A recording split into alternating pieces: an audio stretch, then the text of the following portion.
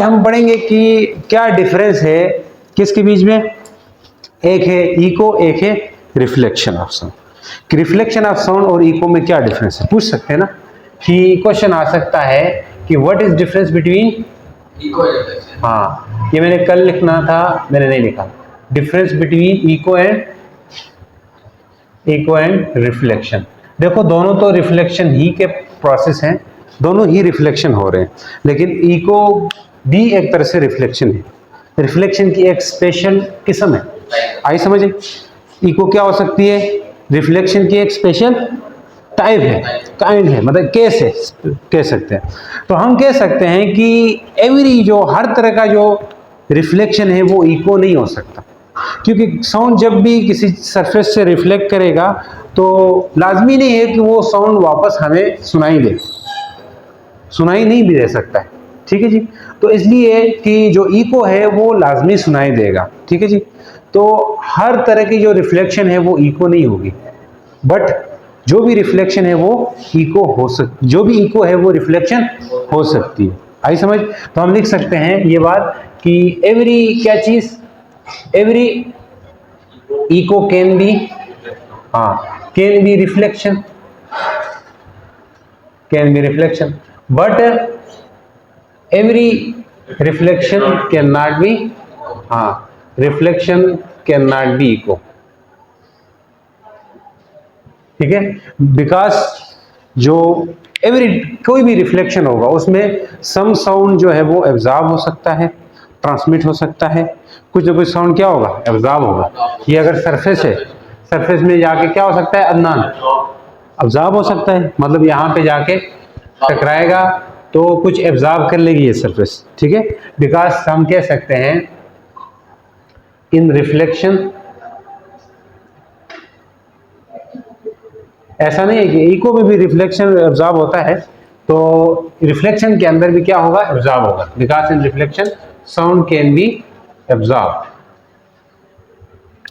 अब बात करते हैं कि इको के लिए और क्या फर्क हो सकते हैं।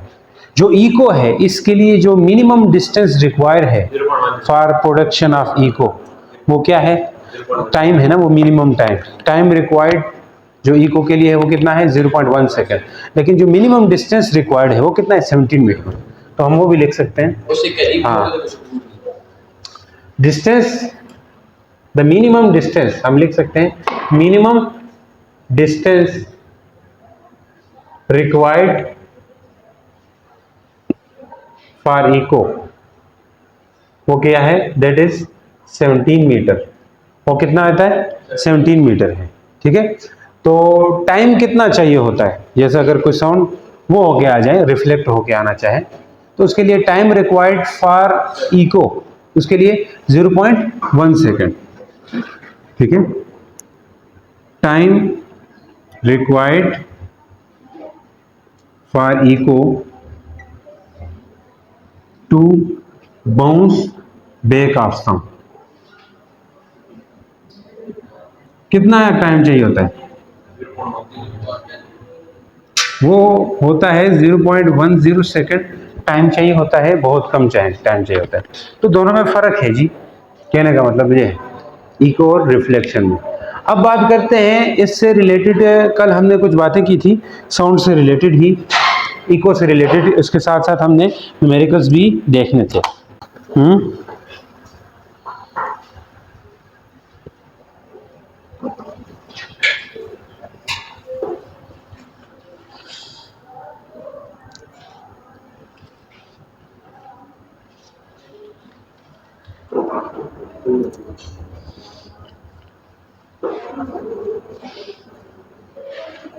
हमने कल एक बात कही थी पढ़ते हुए कि इको जो है उसका जो डिस्टेंस है इको प्रोड्यूस होने का वो चेंज होता है विद इंक्रीज इन टेम्परेचर, ऐसा ही था।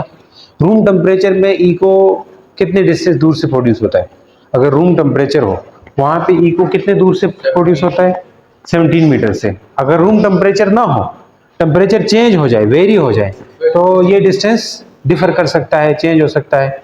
इसलिए हम यहाँ पे ये बात कह रहे हैं कि अगर आपको एक सिचुएशन ऐसी दी जाए कि टेम्परेचर बहुत ही कम है, जैसे सर्दियों में 3 डिग्री तक टेम्परेचर चला गया, ठीक है जी, 3 डिग्री तक टेम्परेचर चला गया। मैं एक जस्ट जनरल न्यूमेरिकल ले रहा हूँ। जो टेम्परेचर है वो कितना चला गया अदनान? 3 डिग्री टेम्परेचर चला गया। सही, सर्दियां हैं, बिल्कुल दिसंबर का सीजन है, ठीक है, दिसंबर का मौसम है। हाँ, और उस वक्त जिस बंदे को साउंड रिफ्लेक्ट होके वापस ई को सुनाई दिया, वो कितना टाइम लिया? वो टाइम उसको लिया 1.5 सेकंड में, ठीक है जी, 1.5 सेकंड इसने लिया, ये टाइमिंग है इसके लिए। तो रिफ्लेक्शन नहीं होगा, वो टाइम कम है। नहीं, ई को सुनाई दिया है उस बंदे को, टाइम ज्यादा लिया है इसने, 0.10 कम है, ये टाइम ज्यादा लिया है। तो अब वो पूछने को पूछ रहा है कि वो जो क्लिफ है वो कितनी दूर है। इसको ये यहाँ पे ये न्यूमेरिकल में दिया है, अयूबिया डोंगा गली में ये साउंड वहां पे प्रोड्यूस हुआ था, ठीक है, ठीक है। तो कहने का मतलब है वो पूछ रहा है कि वो जो क्लिफ पहाड़ी है वो कितनी दूर है उससे, डिस्टेंस बिटवीन क्लिफ फाइंड करना है, सोर्स ऑफ साउंड से क्लिफ तक डिस्टेंस फाइंड करना है, डिस्टेंस बिटवीन कहाँ? Cliff and source of sound. मतलब ये है कि एक तरह से क्या फाइंड करना है अदनान? डिस्टेंस ही फाइंड करना है हमें, यानी कि वो जो इको के लिए डिस्टेंस चाहिए होता है वो बताना है। तो अब हमें डिस्टेंस के लिए हमने कल पढ़ा था कि डिस्टेंस का क्या फार्मूला है, आप क्लास 9 से पढ़ के आ रहे हो, डिस्टेंस इक्वल होता है, वैसे स्पीड इक्वल होती है distance by time, then speed distance equal होता है वेलोसिटी इनटू टाइम की इक्वल होती है। अब रिफ्लेक्शन के केस में ये डिस्टेंस डबल होता है, आपको पता है, एस जो है एस नहीं रहता बल्कि क्या रहता है? एस जो है वो 2s होता है, क्योंकि जब रिफ्लेक्शन ऑफ साउंड होगी अदनान, एक जाने का रास्ता, जाने का नहीं, एक जाने का डिस्टेंस एस, एक वापस आने का डिस्टेंस वो भी एस, तो कुल मिला के टोटल साउंड कितना डिस्टेंस कवर करता है? 2s। तो इसके करके मैं इसको क्या लिखूंगा? 2s equal to v multiply t हो जाएगा। अब यहां से अगर आपको s निकालना है, डिस्टेंस निकालना है, v मल्टीप्लाई t बाई 2, ये आपने कल भी किया था, मतलब डिस्टेंस निकालेंगे।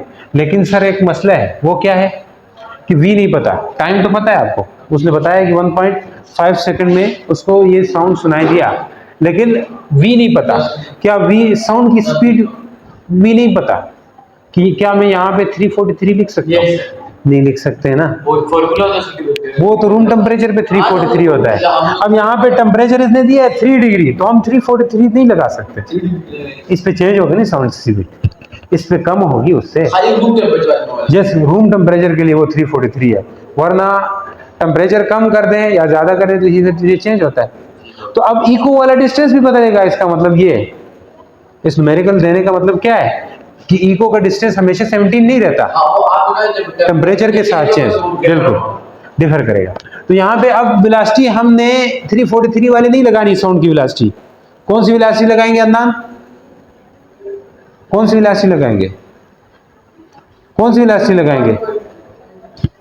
1.5 नहीं, 1.5 तो टाइम है, ध्यान करें, देखो इतनी जबरदस्त बातें चल रही है, आप इसको लिखने से ज्यादा आप इधर तवज्जो दिया करें, जो बोल रहा हूं तो इससे आपको समझ आएगी, वरना नहीं समझ आती। तो वेलोसिटी में कौन सी लिखूंगा? पहले मैं मुझे वेलोसिटी निकालना होगा हमें, जब हाँ वेलोसिटी निकालनी होगी हमें, क्योंकि हमें पता है टेम्परेचर के साथ वेलोसिटी चेंज होती है। जब टेम्परेचर दिया हो तो वेलोसिटी फाइंड करने का क्या फार्मूला है? v इक्वल टू, हाँ ये v हम लिखते थे, ये 343 से भी हम स्टार्ट कर सकते हैं, या 331 जी 0 डिग्री पे होता था, प्लस 0.6 t होता है, ठीक है जी, 0.6 t। ये 331 कितने टेम्परेचर पे स्पीड होती है पता है आपको? रूम नहीं, 0 डिग्री, 0 पे। तो v equal to 331 plus 0.6 into क्या लिखूं? 3, तो स्पीड निकल आएगी 331 प्लस ये आएगा 1.8, सही, मल्टीप्लाई करेंगे तो अब ये स्पीड कितनी आई? 332.8 मीटर पर सेकंड, ये स्पीड आ गई। अब 343 की जगह हम क्या लिखेंगे? 332 लिखेंगे।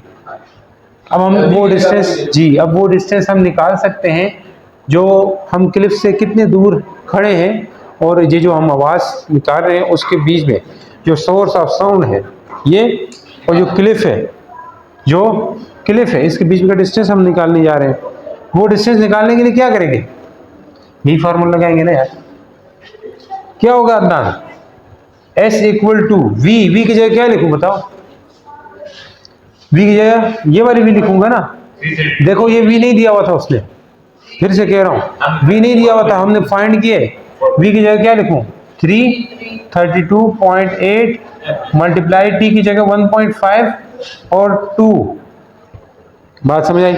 इस सब को डिवाइड करें, आपके पास 17 आना चाहिए, नहीं चेंज आएगा इस दफा चेंज आएगा। वो कितना आ रहा है 250, ठीक है। ये कितना मीटर आ रहा है 250 मीटर, 249.5 समथिंग आता है, जिसको हम 250 के लगभग आसपास लिख सकते हैं। यानी कि वहां पे आपको 250 मीटर दूर खड़े होकर के, हाँ यही क्लिफ होगी, यही मुकाम, यही जगह होगी, यही मौका होगा, मौका यही नहीं होगा, यही मौका होगा। लेकिन टेम्परेचर चेंज हो तो फिर आप उधर से ही आवाज आप निकालें तो इको प्रोड्यूस होगी क्या। देखो ये 10 उम्र के टाइम गए आप कहाँ पे, अजूबियों में, फिर आप 250 मीटर उस पहाड़ी से दूर खड़े होकर के आपने क्या किया, आवाज निकाली, तो वो क्या हुआ 250 मीटर से आपको इको प्रोड्यूस हुई आपके लिए।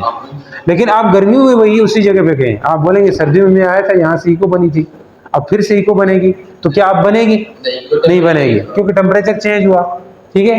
फिर आपको जरा थोड़ा आगे पीछे होके चेक करना होगा कि कैसे निकल रही है, ठीक है, इको कहाँ से प्रोड्यूस हो रही। बात समझ आ गई जी। सरेली का बाहर होगा ऑफिस में,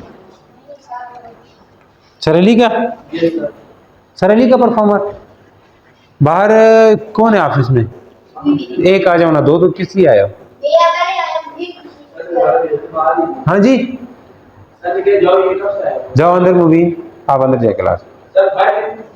बाहर कैंटम की फिजिक्स की बुक होगी, उसके अंदर होगी, ले आओ ऑफिस में। बात समझ आइए। तो ये क्या है जी, जी बोले।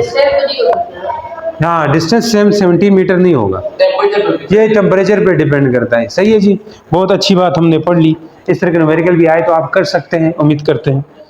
तो एक अहम लेक्चर नीचे एक आपके लिए डीपीपी है, ये आपने घर से करके लानी है, ठीक है जी। ये जगह नजर आ रही तो आ रही, नहीं आ रही तो ये असाइनमेंट है आपके पास, डीपीपी कहो असाइनमेंट कहो, ये घर से कोशिश करके लानी, ठीक है।